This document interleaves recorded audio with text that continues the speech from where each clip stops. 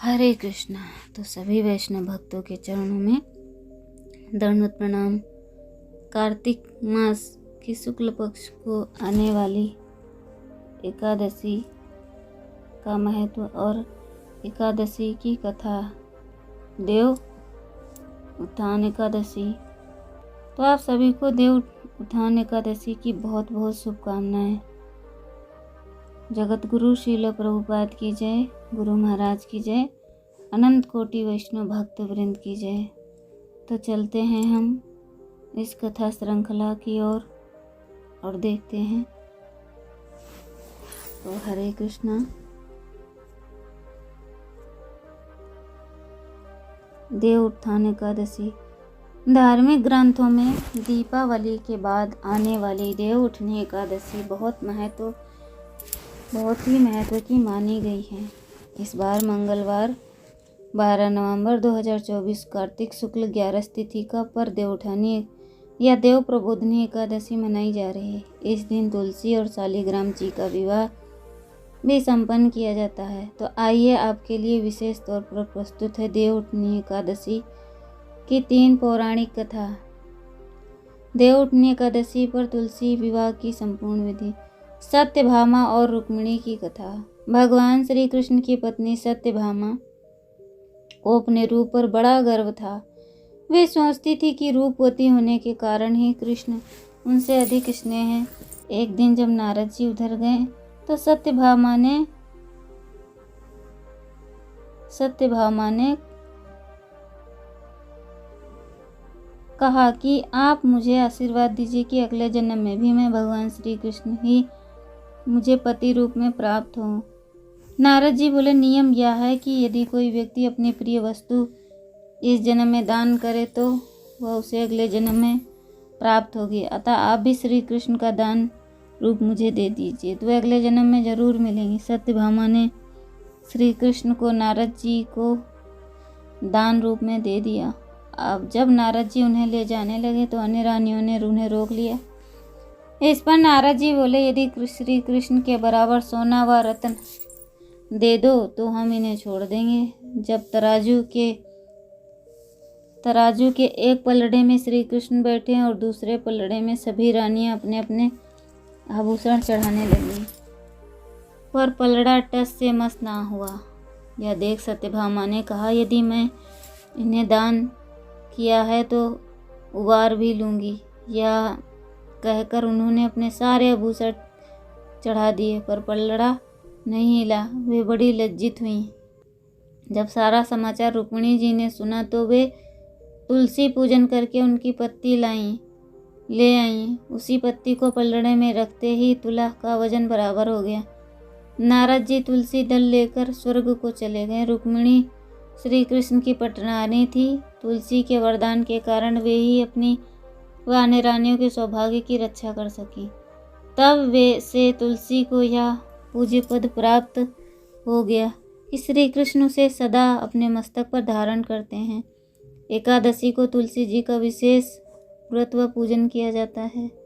दानव शंखचूड़ की कथा। देव उठनी एकादशी की एक प्रमुख कथा शंखासुर नामक राक्षस की है। शंखासुर ने तीनों लोक में बहुत ही उत्पात मचाया हुआ था। तब सभी देवताओं के आग्रह करने पर भगवान विष्णु ने उसे राक्षस से युद्ध किया और यह युद्ध कई वर्षों तक चला।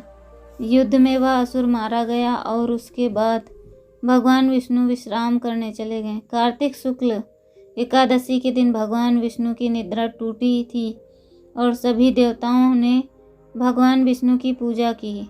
शिव महापुराण के अनुसार पौराणिक समय में दैत्यों का राजा दंभ हुआ करता था। वह बहुत ही बड़ा विष्णु भक्त था।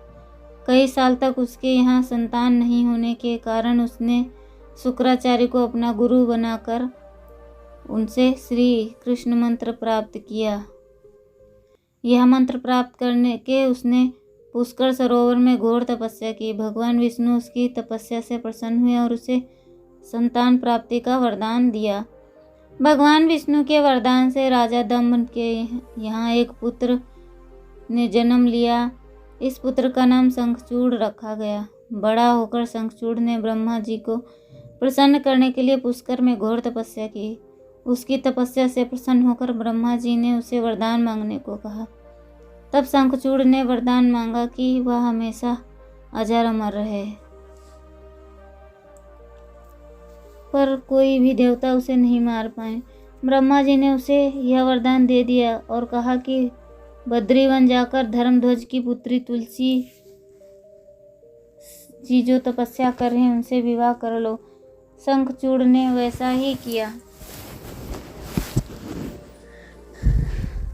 शंखचूड़ ने ब्रह्मा के कहने के अनुसार वैसा ही किया और तुलसी जी के साथ विवाह के बाद सुखपूर्वक रहने लगा। उसने अपने बल से देवताओं, असुरों, दानवों, राक्षसों, गंधर्वों, नागों, किन्नरों, मनुष्यों तथा त्रिलोकी के सभी प्राणियों पर विजय प्राप्त कर ली। वह भगवान श्री कृष्ण का परम भक्त था। शंखचूड़ के अत्याचार से सभी देवता परेशान होकर ब्रह्मा जी के पास गए और ब्रह्मा जी उन्हें भगवान विष्णु के पास ले गए। भगवान विष्णु ने कहा कि शंखचूड़ की मृत्यु भगवान शिव के त्रिशूल से ही होगी, अतः आप उनके पास जाएं। भगवान शिव ने चित्ररथ नामक गण को अपना दूत बनाकर शंखचूड़ के पास भेजा। चित्ररथ ने शंखचूड़ को समझाया कि वह देवताओं को उनका राज्य लौटा दे, परंतु शंखचूड़ ने मना कर दिया और कहा कि वह महेश्वर से युद्ध करना चाहता है। भगवान शिव को जब यह बात पता चली तो वह युद्ध के लिए अपनी सेना लेकर निकल पड़े। इस तरह देवता और दानव घमासान युद्ध हुआ, परंतु ब्रह्मा जी के वरदान के कारण शंखचूड़ देवता नहीं हरा पाए।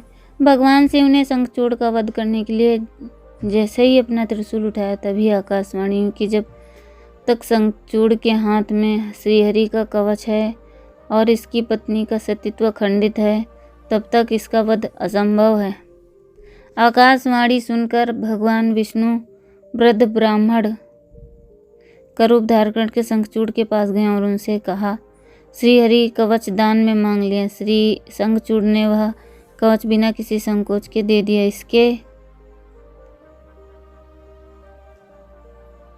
इसके बाद भगवान विष्णु शंखचूड़ का रूप बनाकर तुलसी के पास गए। शंखचूड़ रूपी भगवान विष्णु ने तुलसी के महल के द्वार पर जाकर अपनी विजय होने का सूचना दी। यह सुनकर तुलसी बहुत प्रसन्न हुई और पति रूप में आए भगवान का पूजन किया और रमण किया।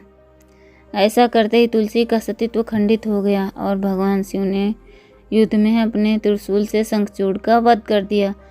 तब तुलसी को पता चला कि वे उनके पति नहीं हैं बल्कि वे तो भगवान विष्णु हैं। क्रोध में आकर तुलसी ने कहा कि आपने छल पूर्वक मेरा धर्म भ्रष्ट किया है, मेरे पति को मार डाला है, अतः मैं आपको श्राप देती हूँ कि आप पाषाण होकर धरती पर रहो। तब भगवान विष्णु ने कहा, देवी तुम मेरे लिए भारतवर्ष में रहकर बहुत दिनों तक तपस्या कर चुकी हो। तुम्हारा यह शरीर नदी रूप में बदलकर गंडकी नामक नदी के रूप में प्रसिद्ध होगा। तुम पुष्पों में श्रेष्ठ तुलसी का वृक्ष बन जाओगी और सदा मेरे साथ रहोगी। तुम्हारे श्राप को सत्य करने के लिए मैं पाषाण शालिग्राम बनकर रहूँगा। गंडकी नदी के तट पर मेरा वास होगा। हिंदू धर्म मान्यता के अनुसार देव प्रबोधिनी एकादशी के दिन तुलसी शालिग्राम विवाह करने से अपार पुण्य प्राप्त होता है। इस दिन श्री हरि के निद्रा से जागने तथा भगवान शालिग्राम तुलसी पूजा का विवाह संपन्न करने से समस्त शुभ मांगलिक कार्य का प्रारंभ हो जाता है। भगवान विष्णु के सुंदरी रूप की कथा। एक राजा था, उसके राज्य में प्रजा सुखी थी। एकादशी को कोई भी अन्न नहीं बेचता था, सभी फलाहार करते थे। एक बार भगवान ने राजा की परीक्षा लेनी चाहिए। भगवान ने एक सुंदरी रूप का धारण किया तथा सड़क पर बैठ गया। तभी राजा उधर से निकला और सुंदरी को देखकर चकित रह गया। उसने पूछा कि सुंदरी तुम कौन हो और इस तरह यहाँ क्यों बैठी हो? तब सुंदरी स्त्री बनने भगवान बोले, मैं निराश्रिता हूँ, नगर में मेरा कोई जानना पहचाना नहीं है, किससे सहायता मांगो? राजा उसके रूप पर मोहित हो गया बोला कि तुम मेरे महल में चलकर मेरी रानी बनकर रहो। सुंदरी बोली, मैं तुम्हारी बात मानूंगी, पर तुम्हें राज्य का अधिकार मुझे सौंपना होगा। राज्य पर पूर्ण अधिकार मेरा होगा। जो मैं बनाऊंगी वो तुम्हें खाना पड़ेगा। राजा उसके रूप पर मोहित था, अतः उसने उसकी सभी शर्तें स्वीकार कर ली। अगले दिन एकादशी थी। रानी ने आदेश दिया कि बाजार में अन्य दिनों की तरह न बेचा जाए। उसने घर में मांस, मछली आदि पकवाए और तथा परोसकर राजा से खाने के लिए कहा। यह देखकर राजा बोला, रानी आज एकादशी है, मैं तो केवल फलाहार ही करूँगा। तब रानी ने शर्त याद दिलाई और बोली, या तो खाना खाओ, नहीं तो मैं बड़े राजकुमार का सिर काट लूँगी। राजा ने अपनी परिस्थिति बड़ी रानी से कही तो रानी बोली, महाराज धर्म ना छोड़ें, राजकुमार का सिर दे दें। पुत्र तो फिर मिल जाएगा पर धर्म नहीं मिलेगा। इसी दौरान बड़ा राजकुमार खेल कर आया। माँ की आंखों में आंसू देकर वह रोने का कारण पूछने लगा तो माँ ने उसे सारी वस्तु स्थिति बता दी। वह बोला, मैं सिर देने के लिए तैयार हूँ पिताजी के धर्म की रक्षा होगी, जरूर होगी। राजा दुखी मन राजकुमार का सिर देने के लिए तैयार हुआ तो रानी के रूप से भगवान विष्णु ने प्रकट होकर असली बात बताई। राजन, तुम इस कठिन परीक्षा में पास हुए। भगवान ने प्रसन्न मन से राजा से वर मांगने को कहा तो राजा बोले, आपका दिया सब कुछ है, हमारा उद्धार करें। उसी समय एक विमान उतरा। राजा ने अपना पुत्र सौंप दिया और विमान में बैठकर परमधाम को चले गए। तो हरे कृष्णा, ये थी देव उठनी एकादशी की कथा, व्रत कथा। तो हरे कृष्णा।